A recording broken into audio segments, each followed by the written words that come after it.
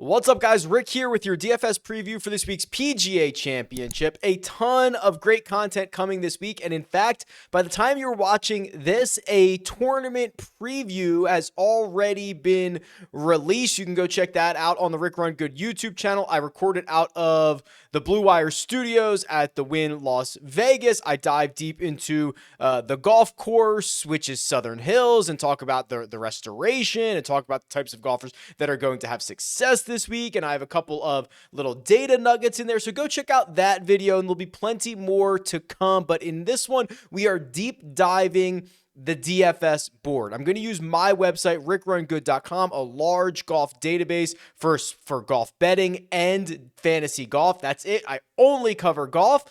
Let's jump into it right now.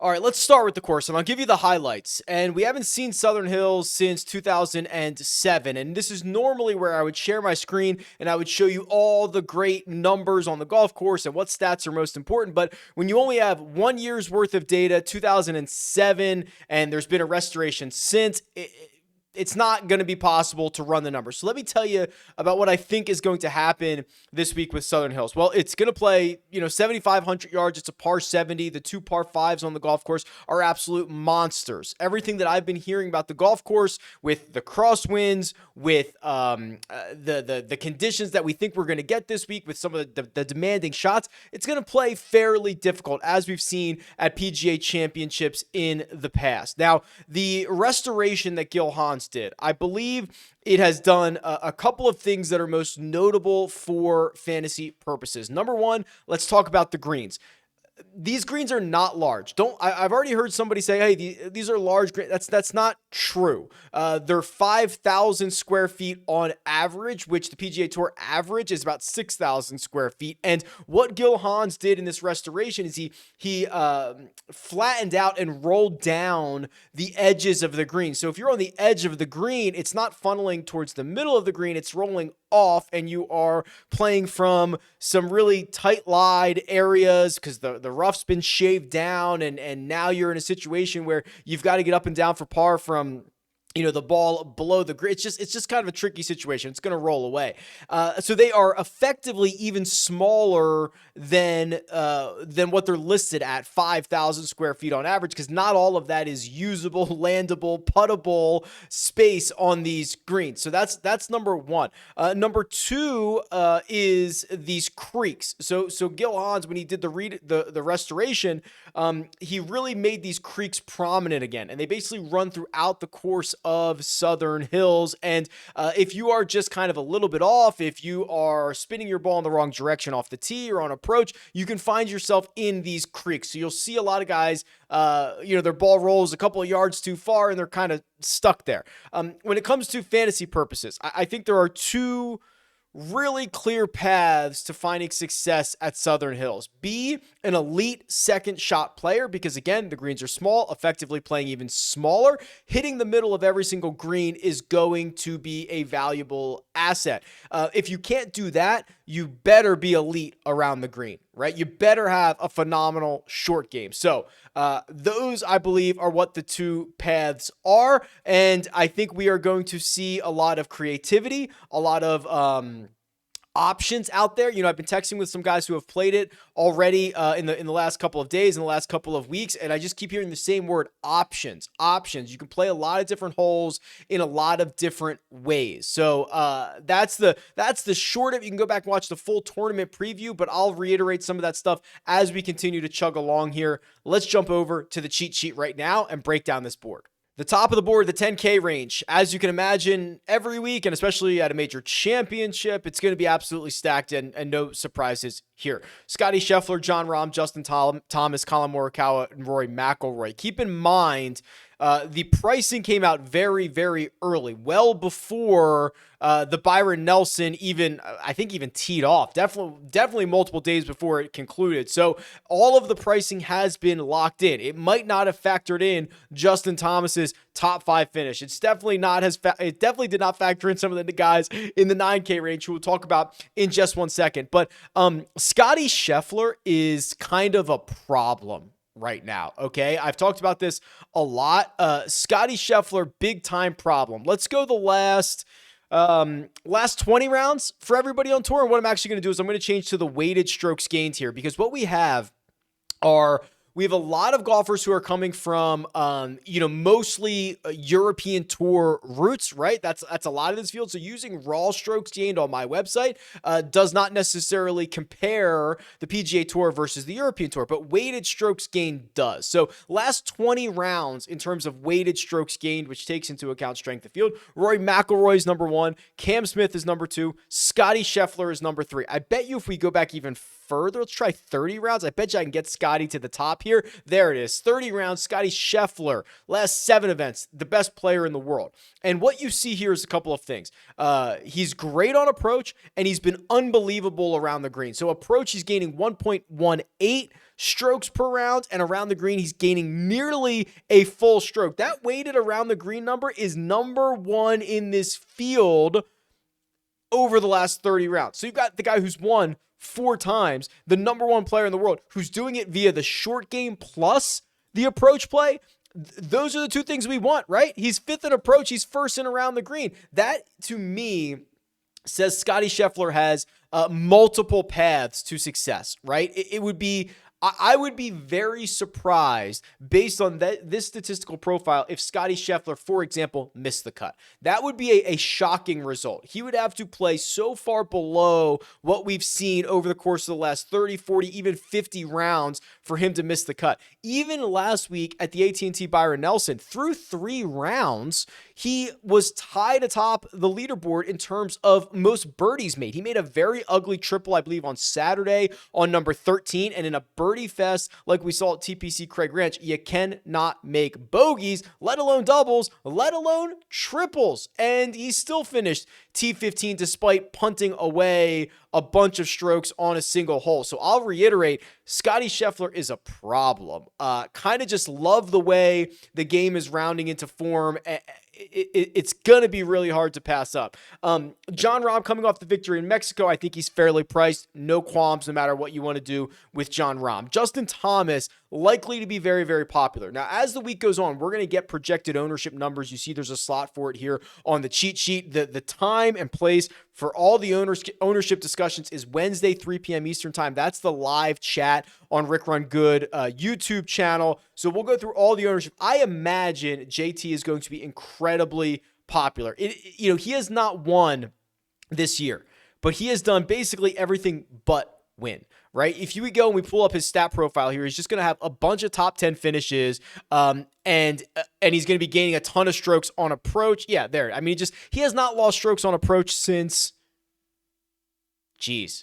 well, the match play in 2021, which we could throw away because that's wonky data, basically since he missed the cut at Riviera in 2021. That was 15 months ago is the last time he lost strokes on approach. The putter has been much, much better. This is a really good stat profile. Loved him before the Byron Nelson. You've got to continue to love him. This is going to be such a good fit for him. I do the First Cut podcast with Mark Immelman, who walked the course with JT over the weekend.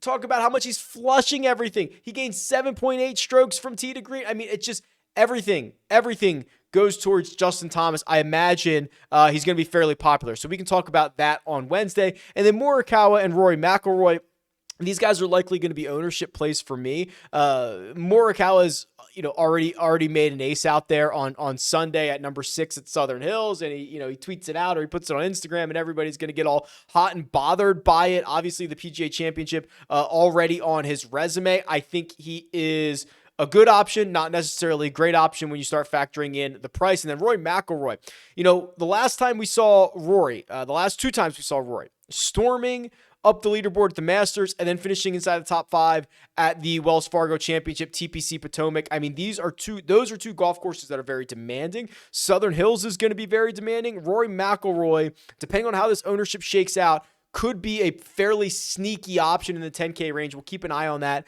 as the week goes on, but you certainly cannot go wrong with any of these golfers. The 9K is absolutely jam-packed. Victor Hovland here, one of the best ball strikers that we have on planet Earth. Cam Smith, the combination of great approach play, gaining 1.2 strokes on approach over his last 24 rounds, and also excellent short game. That's scary stuff. Jordan Spieth, 9,600 coming off the runner-up finish. Okay, I said this before the AT&T Byron Nelson, but I know a lot of new people are going to be watching this week.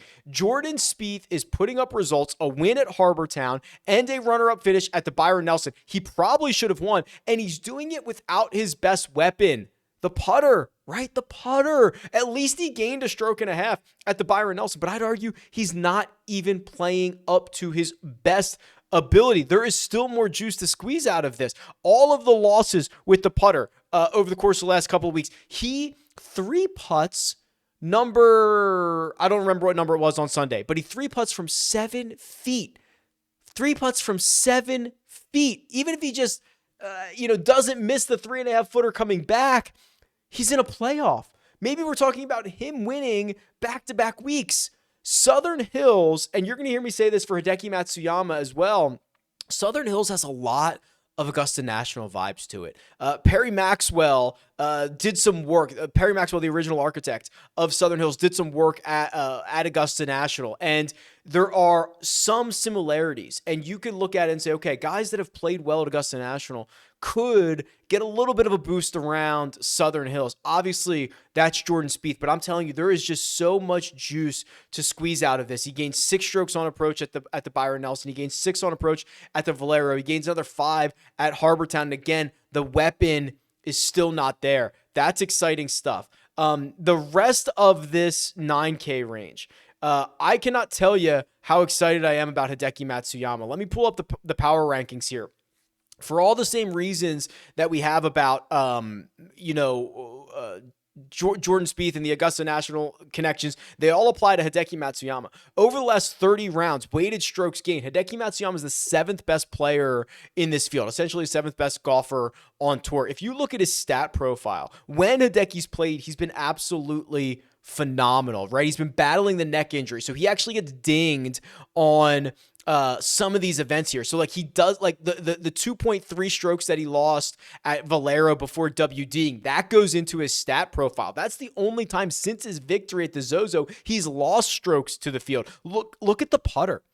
Look at what the putter's been up to. He gains another 1.6 at the Byron Nelson. That is now 4 out of his last 6 weeks. 6 weeks he's gained strokes with the putter. It's 5 of his last 7. It's 6 of his last 10.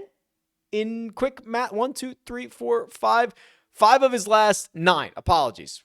I can't count, apparently. Compare that to what we've seen historically from Hideki Matsuyama in his career, and it's a great stretch of golf. What types of golfers are going to have success? What do we know? Approach play, where Hideki is absolutely elite, and guys that can get up and down. Well, Hideki's around the green play has always been great. It's always been great. Let's do weighted strokes gained around the green for the last 200 rounds. So this is basically a career arc or multiple years. Hideki is basically number 1 here because Steve Pate, Jay Haas, Steve Stricker, they have so few rounds it doesn't even matter. Hideki's number 1. So don't lump in the fact that Hideki historically has been a bad putter with saying he has a bad short game. He does not. He's great around the green. This is, as of me recording this, Hideki's the first bet I made this week. When I saw that he was healthy and looked good in round 1 at the AT&T Byron Nelson, I bet Hideki Matsuyama at 45-1. He's priced at 9,200. If the pricing came out after the AT&T Byron Nelson, he'd likely be more expensive than this, right? Because he makes a great run, especially on Sunday, finishes 3rd. All good signs from Hideki.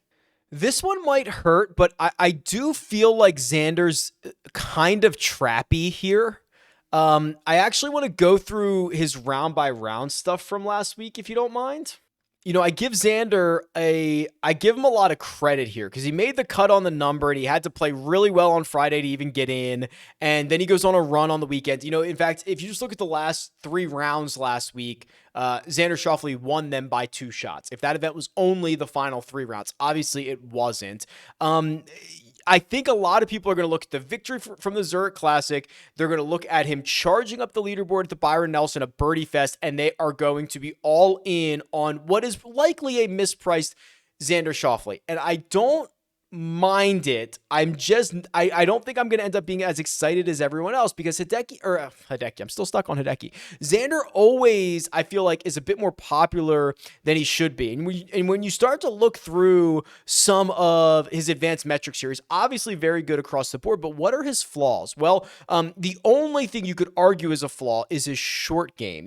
Around the green, he hasn't been great this year. He's basically a tour average player. The last handful of starts with the putter, he's essentially tour average. If he's going to do that around Southern Hills, that's troublesome. And then even when you start throwing in, he's had a couple of bad weeks with the driver. He's had a couple of bad weeks on approach. This is a much more inconsistent version of Xander than we've seen in recent years, which is why I'm a little bit worried. If Xander won this, would I be surprised? No. If he finished T6, would I be surprised? No. I just think when you start to figure out what his ownership is going to be, get a pulse for what the sentiment is already in the industry for Xander, and then compare some of the other guys like a Hideki, a DJ, a Spieth in this area. I just don't think I'm going to get there on the X-Man.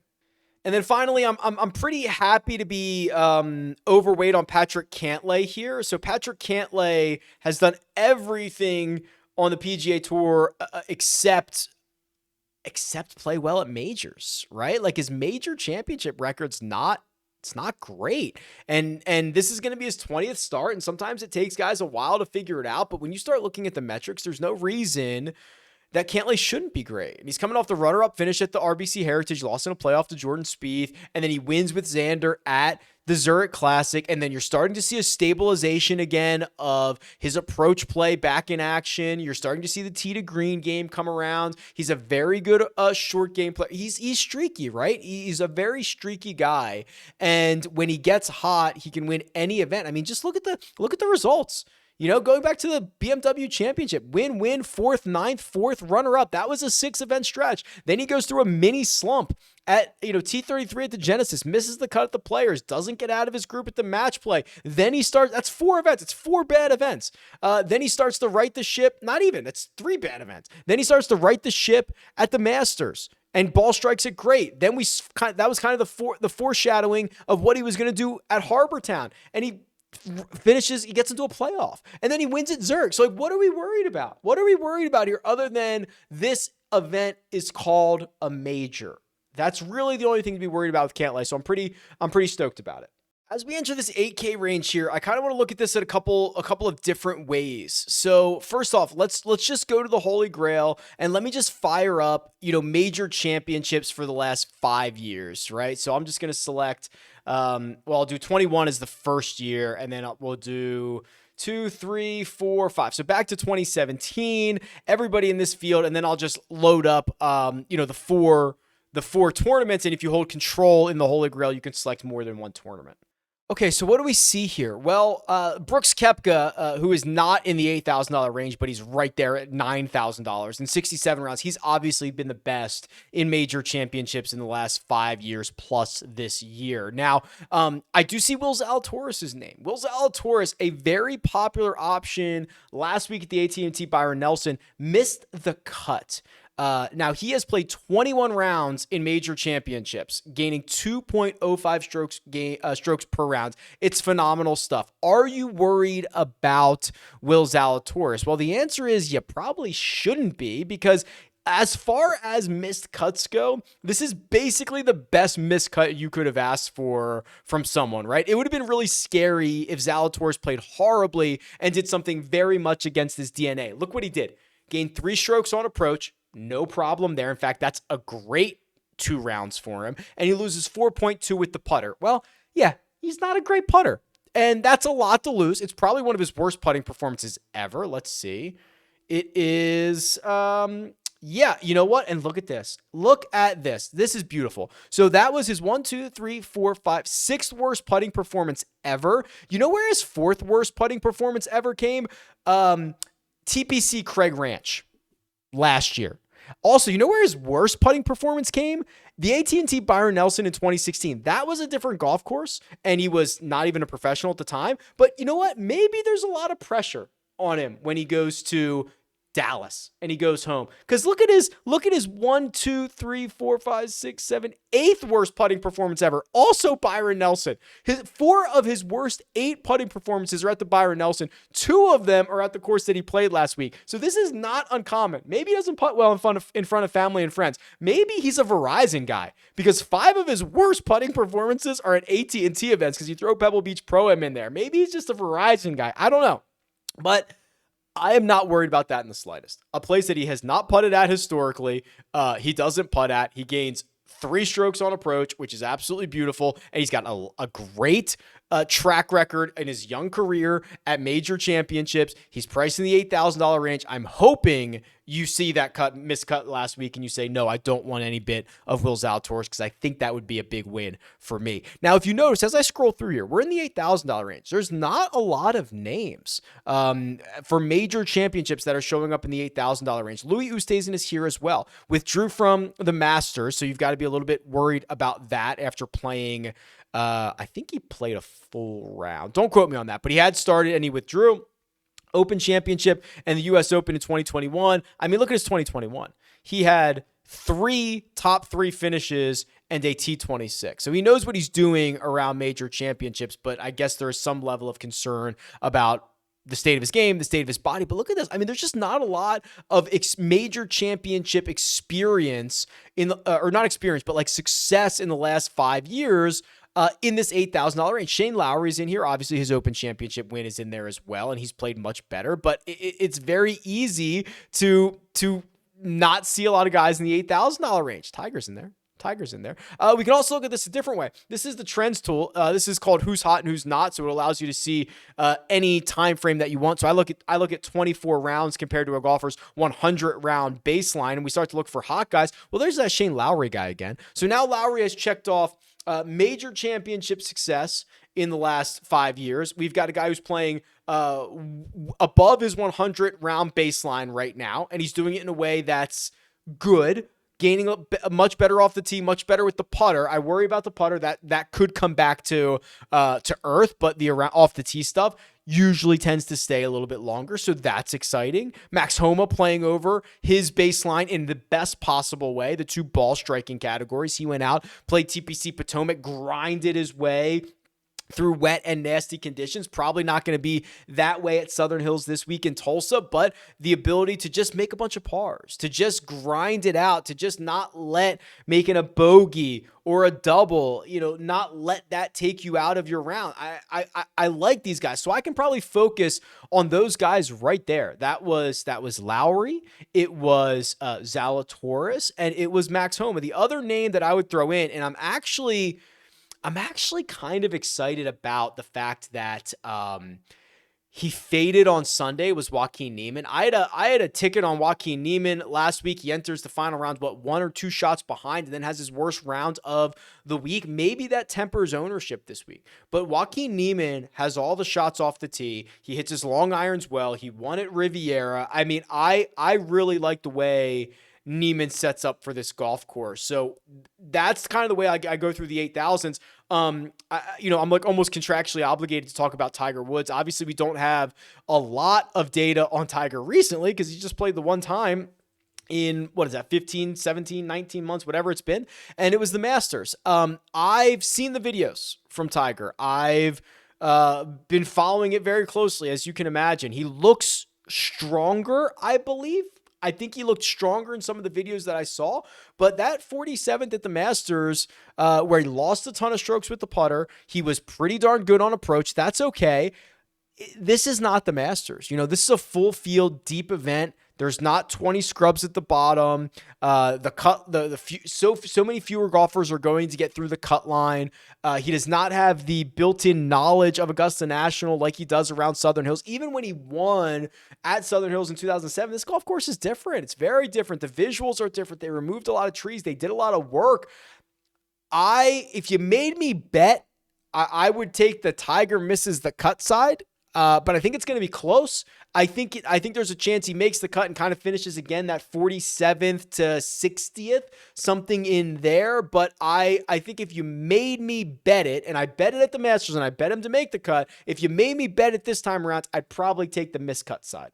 The $7,000 range, it's got a lot of good names, but this is probably where I start to worry about whether or not these guys can actually win the golf tournament. And there are some formats that are better for these guys than others. Like, it's hard to pull a trigger on a Billy Horschel 110-1 outright, although I might. I've seen him as short as 50, but I might, that would be hard to do. Playing Billy in DFS might be a little bit better. I prefer to play these guys in the jock market, which is stock market DFS, because what you'll find is all you need them to do is outperform their expectations. So I'm showing you the last 10 starts here. And someone like a Cam Young, who is in this price range, is one of the most profitable golfers on tour in the last 10 cash markets without a win, because all he does is he outperforms his expectation. His average IPO, you buy him for a week for $4.57 a share, depending on his finishing position with all the guaranteed payouts.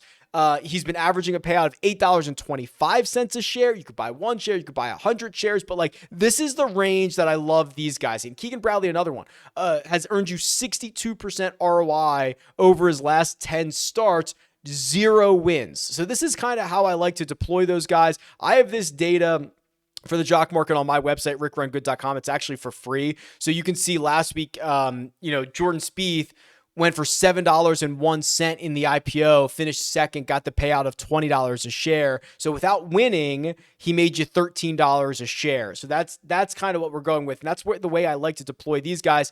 If you want to get involved in jock market, use the code Rick. I'd appreciate that. And we have a power hour on Wednesday night on the Rick Run Good YouTube channel to talk you through how to bid on these golfers. It'll be a blast. We've got some fun stuff kicking there. A lot of savvy vets in this range. Paul Casey's withdrawn. Sung Jae Im, who was in the $8,000 range, he's withdrawn. So don't worry about those guys.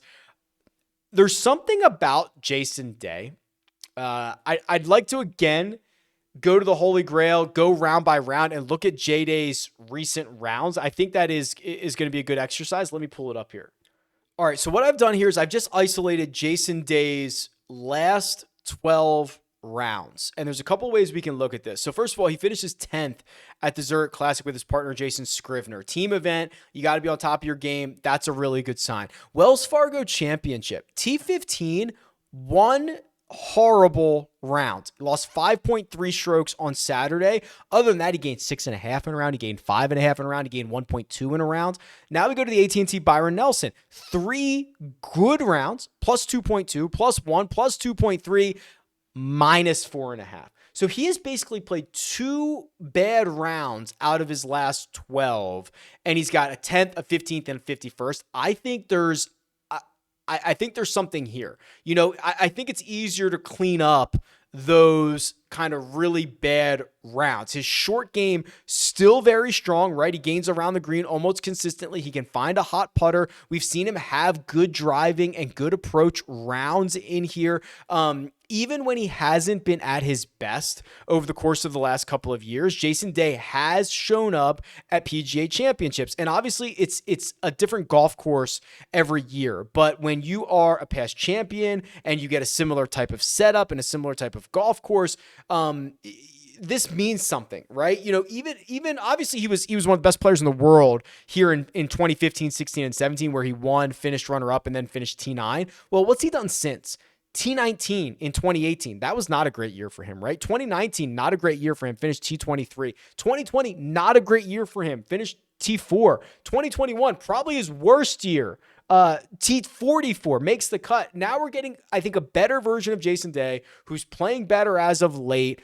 I think we got something here. I don't know what it is. We have something here. I kind of alluded to Billy Horschel earlier. I don't know what I'll end up doing, but I don't mind Billy. He makes another deep run at the match play after winning it last year. He won on the European Tour, so he's got 2 wins in 14 months. He's got the runner-up finish with Sam Burns at the Zurich. He's playing much better golf. He has not had a lot of major championship success, but his best major has been the PGA Championship. I think he's made 8 of 9 cuts. I see flashes of reasons to have me interested in Billy Horschel. I might just bet it at 110, but I don't mind that if you wanted to go that route. And then let me round out this range with one guy at the top and one guy at the bottom. I feel like I talk about him every week, but if you're new, like Matt Fitzpatrick, the harder the golf course gets, the better he is. I mean, he was a runner-up at TPC Potomac. That's awesome. If you look at his golfer profile, what you're going to find is just an absolute. It's just top 10s and top 20s. It's all he does. He's much better off the tee than I think people want to give him credit for. Like I'll just show you the stat profile real quick. It's just so good. It's just so good. Right? I mean, he doesn't get out of his group at the match play. Not all that worried about that. Other than that, awesome. Awesome stuff. And he wins, right? He's got 7 professional wins. Still looking for that elusive PGA Tour victory, but he wins. And then the bottom of the 7K range, Alex Noren. So what I love about this cheat sheet, and actually I'll just isolate just the $7,000 range here. Whoops, let's get that to load here. So there are 39 golfers in the $7,000 range, and I have this loaded in for the last 24 rounds. And what you'll see is Alex Noren, who is the bottom of the range, 7,000, is the 5th best golfer in this field in the 7K range because Paul Casey's out. So he was 6th, but Paul Casey's out. And look at what he's doing. Gaining across the board, right? That means he's gaining strokes in all 4 major categories. Last 24 rounds, he's got the approach play working. He's gaining over a half a stroke there. That's 3rd of the guys above, kind of in this upper 7K range that are above him.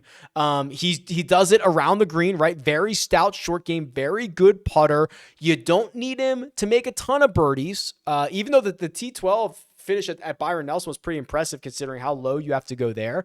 I think kind of a grinds fest is probably a better situation for him. He doesn't really get himself in trouble off the tee. He's been leaning into a much improved iron game and wedge game. And then the short game's always been kind of the good stuff. So Noren at the bottom of this range, likely my favorite at the bottom of the 7s.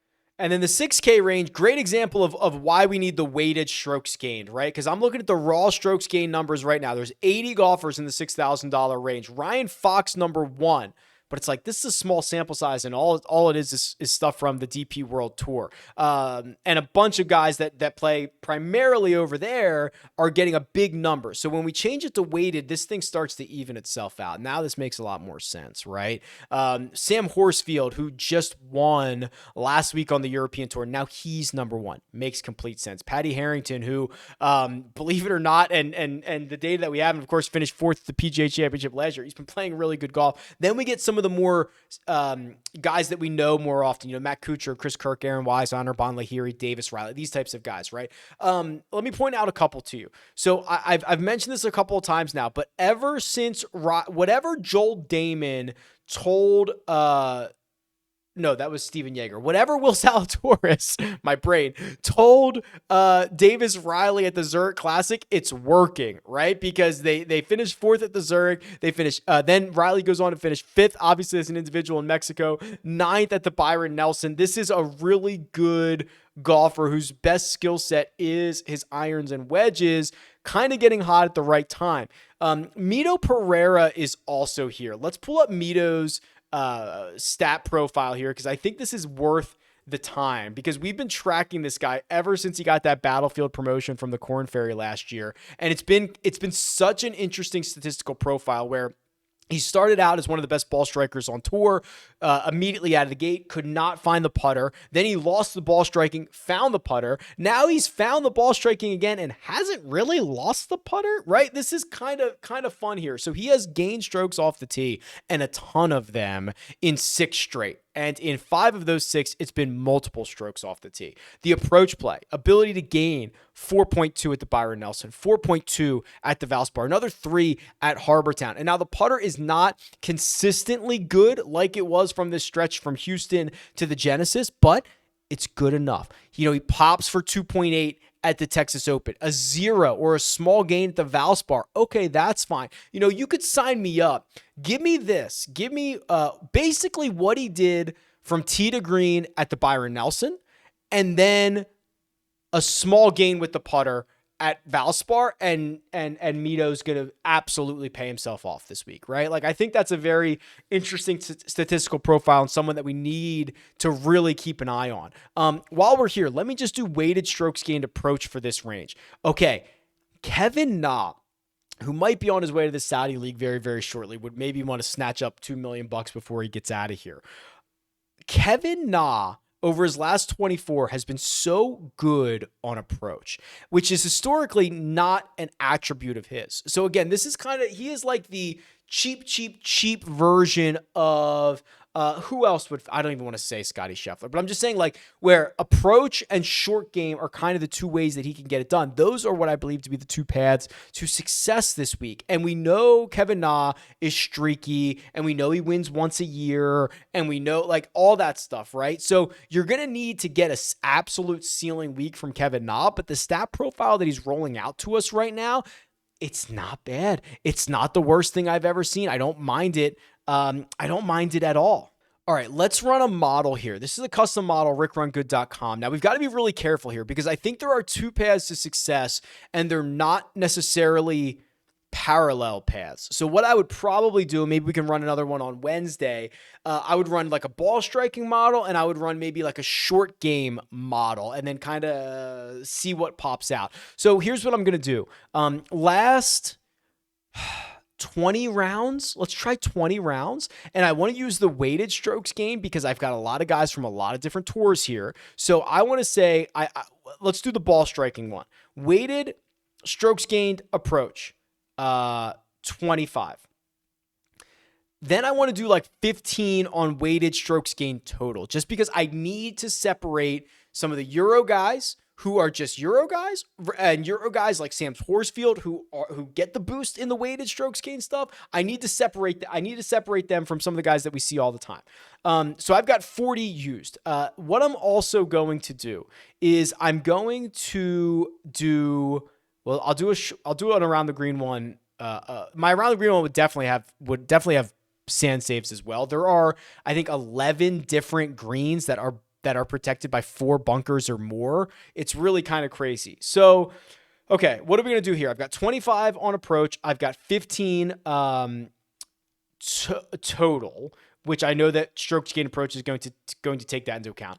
Let's also do, I want a little bit of driving distance.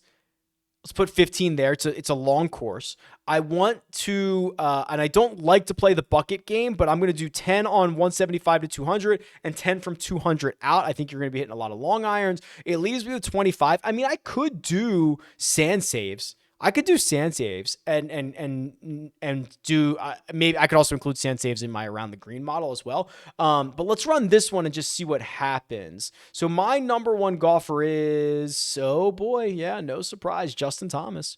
JT number 1, Rory 2, Xander 3, Cam Smith, yeah, 4. HV3 is 5. How about that? HV3 has been very good from tee to green. He's been very good on approach. He's been manageable and serviceable in all the other categories. Interesting. Hideki 6. Let's go. Munoz 7. Neiman 8. Victor 9. Cantlay 10. Let's go. I'd love this. Those 10 guys right there. Let's just roll with them. I'd absolutely love it. Just kind of looking through. Scotty's number 13 for me. Morikawa's number 15 for me.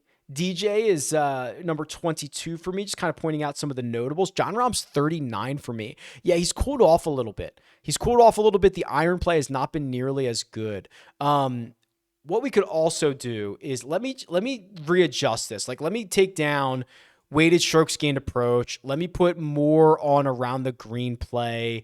Let me take down the buckets. Like, I don't care about the buckets anymore. We'll keep the sand saves. We'll do, and then we'll just do like 20 on birdie or bet. Or no, let's just do 20 on DraftKings points gained, right? We're playing a fantasy game. Let's just do that. And then let's see how this, you got to sort your column. I think JT's still number 1. He is. Wow. The gap got smaller, but JT is still number 1. Rory 2, Cam Smith 3, Xander there. Yeah, I mean, it's similar, guys. I didn't change everything. Scotty gets a bump on this one. Lowry gets a bump on this one. Spieth gets a bump on this one. Okay, so a couple different ways we can do it. Lots of things to talk about. Lots of stuff to figure out. Plenty of content coming this week. Let me know what you think. Let me know how you think it's going to play out. Tweet me, leave a comment below. I can be found on Twitter at RickRunGood. Yeah, best of luck. I'll talk to you guys soon.